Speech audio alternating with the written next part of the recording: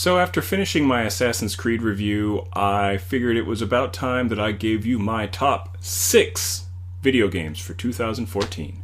Now keep in mind that this list does not include any remakes, HD remakes, collections, or anything like that, so we'll just give honorable mention to Tomb Raider and the Master Chief Collection. I'll also do honorable mentions for Super Smash Bros. Wii U as well as Mario Kart. Mostly because those are fantastic games, but I'm not a big fighter type game lover, or I don't really like racing games all that much. So even though I know that they're fantastic, they sold really well, they're just not my cup of tea. So let's start with number 6. Number 6, I'm going to go ahead and give to Bayonetta 2 on the Wii U. Now, the funny thing about this is that technically I haven't played it yet. Don't judge me.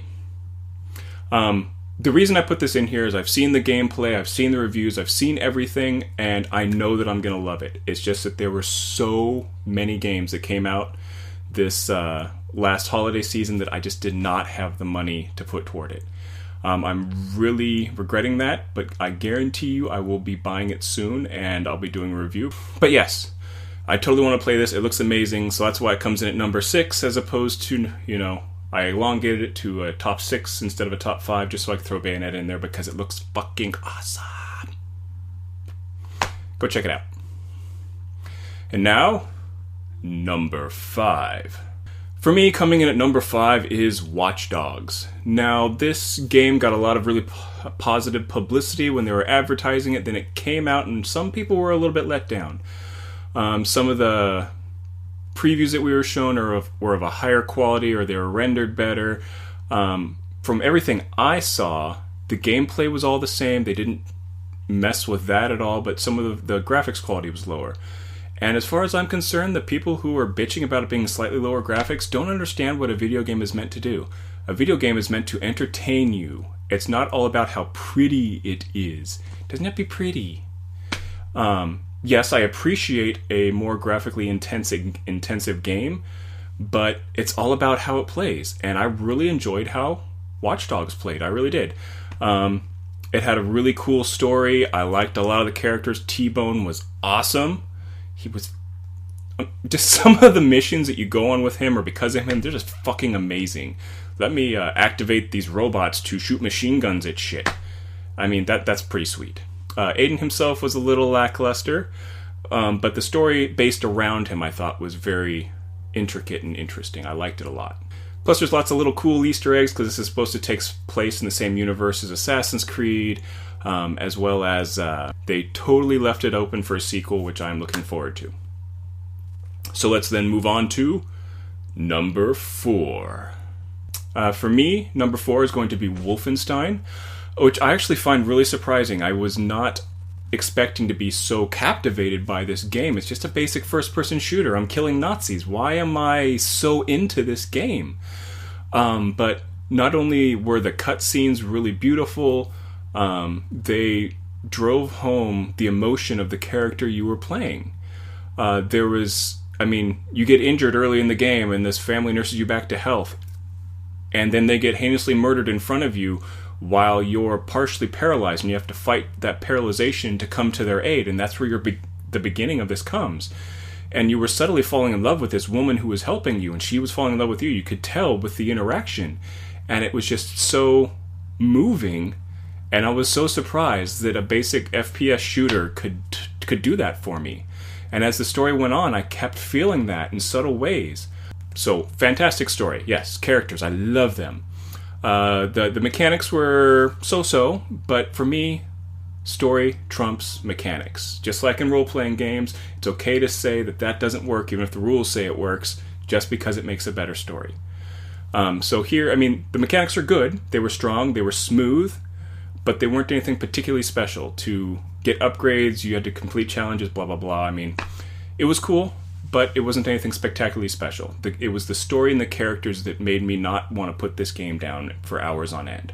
And that's what made it number 4. And now, number 3. So for me, number 3 is going to be SelfPark, The Stick of Truth. This game really came from behind, no pun intended. If you're a South Park fan, this is the best game ever. I mean, I like South Park quite a bit. I haven't seen everything recently. I don't have cable. But at the same time, this game was amazing. It looks just like the show. It's just like you're playing an interactive version of a TV season, and it's like the game is set up like that. You're playing your own custom character who only gets one line at the very, very, very, very, very end of the game. Your name is Sir Douchebag. There's nothing particularly moving about the story. It's typical crazy, psychotic South Park fodder. The comedy in this game was just so perfectly South Park. I was mesmerized, and it was just so beautifully put together. I mean, I just don't have any words other than the ones I'm spewing right now that make no sense. And in true South Park fashion, the game got exceedingly gross at some points, to the point where I was actually physically nauseated, but I couldn't look away. Even then, I was enjoying it, and it was nasty and gross, and I felt guilty for thinking that some things were funny. It was great, and I loved it. And it was so messed up. I mean, it was censored in some countries, and rightfully so. You have an abortion scene where you get to do an abortion on a man. And then there's another scene with lots and lots of anal probing. Poor Randy. He's like the butt of all the jokes, and that pun is totally intended because he gets anally probed a lot. But yes, this was a fantastic game. If you like dirty, nasty potty humor, you love South Park, this is an amazing game, and I highly recommend it. Number two. Come to my number 2 spot. Not my poop spot, my number 2 spot. It's different, damn you. Lord of the Rings Shadow of Mordor. Now, this game is the perfect marriage of the mechanics from Batman Arkham series and Assassin's Creed. It flows smoothly, the environments are beautiful and vibrant, which is weird to say because it's fairly desolate at times, but it's the amount of detail it's put into it, and the characters, anywhere from every character technically having a name to the nemesis system. If someone kills you, they get a rank and they gain place in orc society. If they kill you again, they keep moving up, and you can create your own generals that way by purposely letting one guy kill you over and over. It's kind of amusing. The nice thing is the mechanics smooth things out in comparison to things like Assassin's Creed, because Assassin's Creed's claustrophobic feeling of being in this dense city sometimes made it so you jump on chairs, you run up walls and you didn't mean to. This game fixed that. I mean, it's probably because of the fact that it's so wide open. If it happens so rarely you don't even think about it. But there's no chairs to fucking jump on accident and not be able to get off of. If I ran up a wall because I was trying to get through a door, I was still running away anyhow, so it didn't really bother me too much. The story was actually really cool. I had more than one person worried about whether or not the story would fit with canon or not, and yeah, actually it does. They add stuff in. It's not perfectly canon, but it relates to canon. It has characters in it that you can recognize if you've read all of the books, and you can be like, oh my god, I know who that is. And it's awesome that way. And the first time you kill a Graug is just awesome. It's virtually orgasmic, I swear. And the Graugs are those gigantic monster-looking things that look kind of like a Rancor from Star Wars. And the first time you kill one, it's amazing. Prior to that, you actually can't. They will just nuke you. But later, you learn how to kill them. And even further down the line, it gets to the point where you're so badass that you can kill them in 2 button presses. Maybe 3, I don't remember.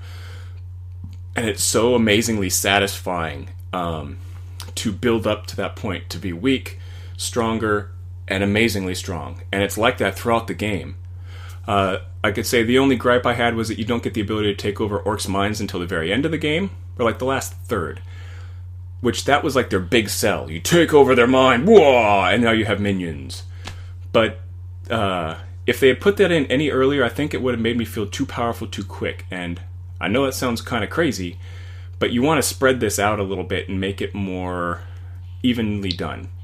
Anyways, this is one of those games I played from start to end, did all the collectibles, did almost everything that I possibly could, and I did it all right away, and that was why it was so captivating and amazing to me. And I think that any of you out there who are interested in playing it will probably do the same if you haven't already. Which brings us to number 1! And I'm not going to tell you what my number 1 spot is right now. And why is that? Because you will have to wait for my next video where I do a full-blown review of it. And for those of you who know me, you already know what this game is. And for those of you who don't know me, you can probably guess what this game is. But either way, tell me what you think your favorite game for 2014 is down in the comments. Make your guesses for what you think my favorite game for 2014 was in the comments. Outside of that, give me a like, a share, subscribe, and we will see you next time. Good night.